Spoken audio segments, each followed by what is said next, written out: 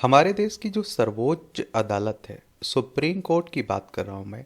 राजनीति को अपराध मुक्त करने के क्रम में दोषी व्यक्तियों के चुनाव लड़ने पर आजीवन प्रतिबंध लगाने की मांग वाली याचिकाओं पर सुनवाई कर रहा है। और इन याचिकाओं में लोक प्रतिनिधित्व अधिनियम 1951 में संशोधन की मांग की गई है, और जिसमें दोषी व्यक्तियों को चुनाव लड़ने से रोकने हेतु विधिक प्रावधान है। अपराधियों के राजनीति में जाने को रोकने के लिए बातें हो रही हैं।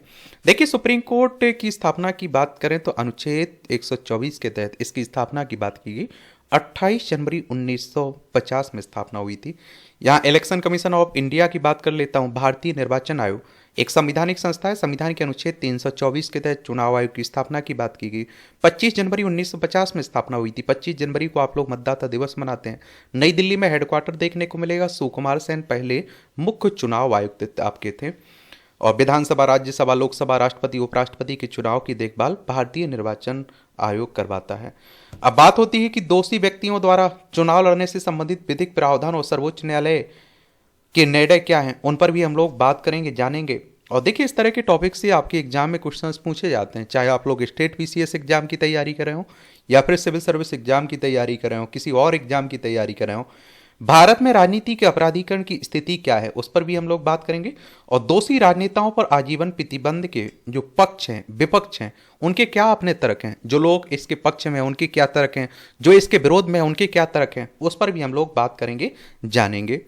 बात आती है दोषी व्यक्तियों द्वारा चुनाव लड़ने से संबंधित विधिक प्रावधान और सर्वोच्च न्यायालय के निर्णय क्या है। विधिक प्रावधान धारा 8(3) इसके तहत सजा की अवधि के आधार पर अयोग्यता का निर्धारण किया गया। यदि किसी व्यक्ति को किसी अपराध का दोषी पाया जाता है और 2 वर्ष या उससे अधिक के कारावास की सजा सुनाई जाती है, तो वह कारावास की अवधि के दौरान और रिहाई के बाद 6 वर्ष तक चुनाव लड़ने के लिए अयोग्य हो जाता है।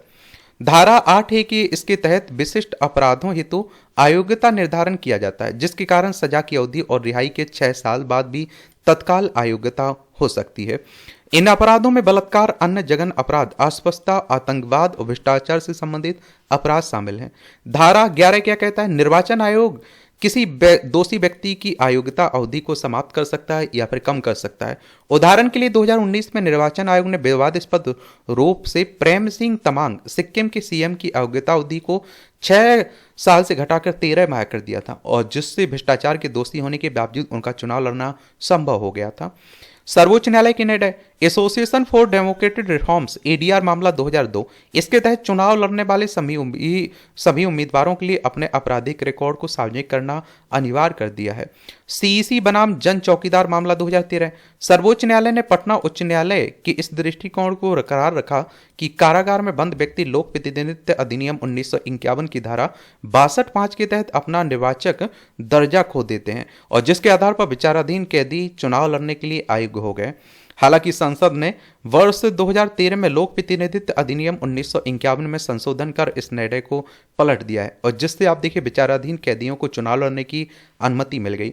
लिली थॉमस केस 2013, सर्वोच्च न्यायालय ने लोक प्रतिनिधित्व अधिनियम 1951 की धारा 8(4) को रद्द कर दिया, जो पहले दोषी विधायकों को अपील दायर करने पर पद पर बने रहने की अनुमति देता था। इस निर्णय के बाद किसी भी वर्तमान सांसद विधायक को दोष सिद्धि होने पर तत्काल अयोग्य घोषित कर दिया जाता है। पब्लिक इंटरेस्ट फाउंडेशन केस 2018, सर्वोच्च न्यायालय ने राजनीतिक दलों को अपने उम्मीदवारों के आपराधिक रिकॉर्ड अपनी वेबसाइट, सोशल मीडिया और समाचार पत्रों पर प्रकाशित करने का निर्देश दिया है। भारत में राजनीति के अपराधीकरण की स्थिति क्या है, ये भी जान लीजिए। एडीआर की एक रिपोर्ट में कहा गया है कि वर्ष 2024 में निर्वाचित 543 सांसदों में से 251 यानी 46% के खिलाफ आपराधिक मामले दर्ज हैं, और 171 यानी कि 31 पर बलात्कार, हत्या का प्रयास, अपहरण सहित कई गंभीर आपराधिक आरोप हैं। आज के समय में तो एक परंपरा सी बन चुकी है, जो जितना बड़ा अपराधी होता है उसके चुनाव जीतने की संभावना उतनी ही बढ़ जाती है।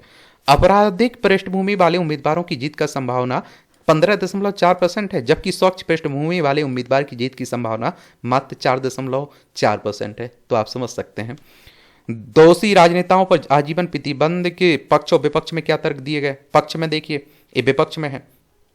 पक्ष में क्या कहा जा रहा है? बोहरा समिति दो 1993 ने पृष्ठभूमि की सख्त जांच की सिफारिश की तथा गंभीर आपराधिक आरोपों वाले उम्मीदवारों को अयोग्य घोषित करने की सिफारिश की। विपक्ष में क्या कहा जा रहा है? राजनीतिक प्रतिद्वंदी न्यायिक प्रक्रिया का फायदा उठाकर विरोधियों को अयोग्य ठहराने के लिए झूठे मुकदमे दायर कर सकते हैं। इसके पक्ष में क्या कहा जा रहा है? पक्ष में तर्क, जिस तरह सरकारी कर्मचारियों को दोषी पाए जाने पर बर्खास्त कर दिया जाता है, उसी तरह राजनेताओं को भी अयोग्य घोषित किया जाना चाहिए। अब इसके आप देखते हैं कि विपक्ष में क्या कहा जा रहा है? सांसदों विधायकों को सरकारी कर्मचारी जैसी सेवा शर्त नहीं मिलती है। सजा के बाद 6 वर्ष की अयोग्यता पर्याप्त है। निर्वाचित प्रतिनिधि सरकारी कर्मचारियों से भिन्न होते हैं क्योंकि उन्हें सेवा नियमों के माध्यम से नियुक्त नहीं किया जाता बल्कि जनता द्वारा चुना जाता है। नौकरशाहों के विपरीत सांसदों और विधायकों का कार्यकाल 5 वर्ष का निश्चित होता है। उन्हें पुनः चुनाव लड़ना पड़ता है जिससे वे मतदाताओं के प्रति सीधे जवाबदेह होते हैं। और आप देखते हैं कि इसमें एक और तर्क दिया जाता है इसके विपक्ष में कि सुधार की संभावनाओं की अनदेखी करता है और व्यक्तियों को सेवा का दूसरा मौका देने से इनकार करता है। राजनेताओं के विरुद्ध मामलों की त्वरित सुनवाई जैसे उपाय अधिक प्रभावी हो सकते हैं। तो इतने पॉइंट आप लोग जरूर रखिएगा। मुख्य परीक्षा में क्वेश्चंस पूछे जाते हैं, प्रीलिम्स में पूछे जा सकते हैं, इंटरव्यू में पूछ लेगा, तो आप लोग ये बता तो सकें कम से कम। अब आपका कोई सवाल हो, मेरे लिए सुझाव हो तो बता सकते हैं। धन्यवाद।